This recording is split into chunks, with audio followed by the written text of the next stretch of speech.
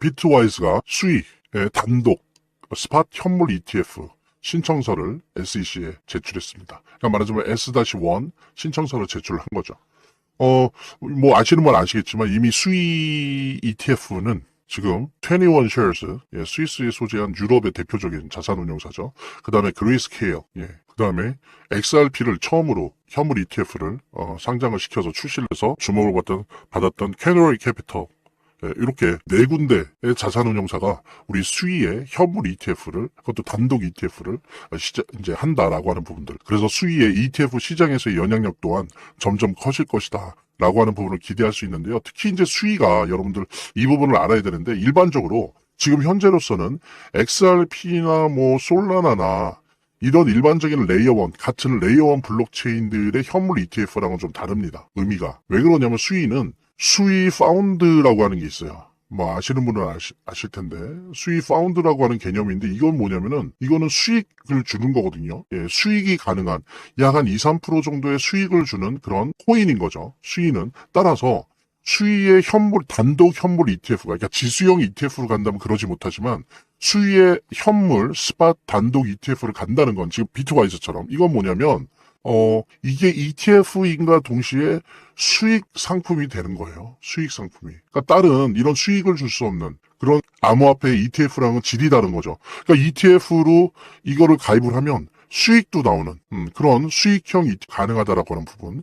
이것이 수익의 현물 단독 ETF를 함에 있어서 수익 코인이 가지고 있는 경쟁력이다라고 볼 수 있는데, 이럴 수 있는 게 이제 하나가 그거죠. 이더리움이죠. 이더리움 같은 경우에도 아시는 것처럼 스테이킹을 하면은 약 한 3% 정도의 수익이 나오지 않습니까? 그래서 지금 이미 재무부가 지난 10월에 수익 스테이킹을 할 수 있는 ETF를 허가를 했어요. 허가를 해서 지금 블랙락에서 이더리움 스테이킹 ETF를 신청을 하지 않았습니까? 마찬가지라는 거죠. 수익도 그게 되는 거죠. 이 ETF를 스테이킹 한다면 수익 파운드 이거에 의해서 약 2, 3% 정도의 수익을 볼 수 있는 그런 ETF가 된다는 부분들. 여러분들 이게 왜 중요하냐면요. 가령 기관이나 기업들이 자신의 어떤 일정한 보유금 있지 않습니까? 보유금을 뭐 한 달이건 두 달이건 세 달이건 네 달이건 가지고 있을 때 이거를 금융권에 예치를 하거든요. 근데 예를 들면 은행이나 증권사에 있는 기관형, 기업형 예치 상품 이렇게 예치를 하면 이자를 줘요. 보통 뭐 은행 같은 경우에 1%, 뭐 1.2% 이렇게 주고, 증권사도 상황에 따라서 2, 3% 이렇게 주거든요. 근데 이제 암호화폐 같은 경우는 ETF를 해도 그동안 그게 안 됐었죠. 근데 이제 스테이킹 ETF 가능하다고 재무부에서 이제 나왔고, 그 다음에 이렇게 준비를 하고 있습니다. 그래서 이제는 기관에 있는 더 많은 돈들이 이제는 은행이나 증권사에 가던 돈들이 ETF로 올 수 있다. 단순히 암호화폐에 대한 투자라고 하는 포트폴리오 차원에서의 다양화 차원으로 ETF에 오는 것뿐만이 아니고 수익형으로 예치를 했을 때, 스테이킹 했을 때 수익을 내는 그런 의미로 ETF 온다고 했을 때 수위의 단독 현물 ETF 출시는 매우 그 의미가 크다. 그래서 다른 이런 스테이킹 수익을 볼 수 없는 그런 암호화폐들에 비해서 수위의 현물 ETF는 매우 강점을 가질 것이 예상이 된다라고 하는 부분들을 여러분들과 함께 공유하면서 재단에 관련된 이야기 나눠보도록 하겠습니다. 차트를 제대로 보는 것도 중요하고 또 거시경제 상황들을 보는 것도 중요하고 매우 중요하지만, 결국에는 사실은 이 모든 거를 무시하더라도 재단이 어떻게 하느냐가 사실은 이 암호화폐의 성패를 좌우하는 가장 큰 요소라고 하는 거를 우리가 모두 다 느낄 수 있는 거거든요. 그래서 제가 좀 과장을 하면, 오히려 암호화폐를 통해서 돈을 제대로 버는 사람들은 물론 차트도 보고 거시경제도 보고 하지만 가장 1차적으로 핵심적으로 보는 게 그 암호화폐를 발행한, 제작하고 있는, 공급하고 있는 재단의 정책과 재단의 상황들을 보거든요. 재단의 어떤 정책들만 봐도 우리들은 이 암호화폐 투자를 통해서 막대한 수익을 얻을 수가 있는 겁니다. 특히 그중에서 우리가 많이 보려고 노력하는 것들은 락업에 관련된 것들이에요. 그리고 락업의 해제에 관련된 것들이에요. 재단이 얼마나 우리가 암호화폐 투자를 함에 있어서 중요한 요소인지를 깨닫고, 그 다음에 특히 만약에 우리가 암호화폐를 투자함에 있어서 재단에 무엇을 봐야 되는지 함께 공유하는 그런 시간을 짤막하게 좀 갖도록 하겠습니다. 그래서 제가 여러분들이 최대한 쉽게 이해할 수 있도록 일단 락업 해제에 대해서 먼저 설명을 좀 드려볼 건데요. 이제 락업 해제라고 하는 거는 투자자 보호 차원에서 초기 투자자들이 일정 기간 동안 매도할 수 없도록 물량을 잠가두는데, 이거를 풀어주어서 자유롭게 매도할 수 있게 해주는 걸 의미합니다. 그래서 통상적으로는 락업 해제 이후에는 대규모 물량이 시장에 풀리기 때문에 강력한 매도 압력으로 작용해서 가격이 급락하는 모습을 보여주게 되는 거죠. 그런데 우리가 이제 주목해야 될 점은 락업 해제 직전의 모습입니다. 락업 해제 후에는 대부분 급락이 오거든요. 그렇지만 그 전에는 대부분 가격이 급등이 연출되기 때문이죠. 왜냐하면 이제 세력들이 대량 매도를 하기 위해서는 가격이 올라가야지만 수익을 보고 매도할 수 있기 때문인데요.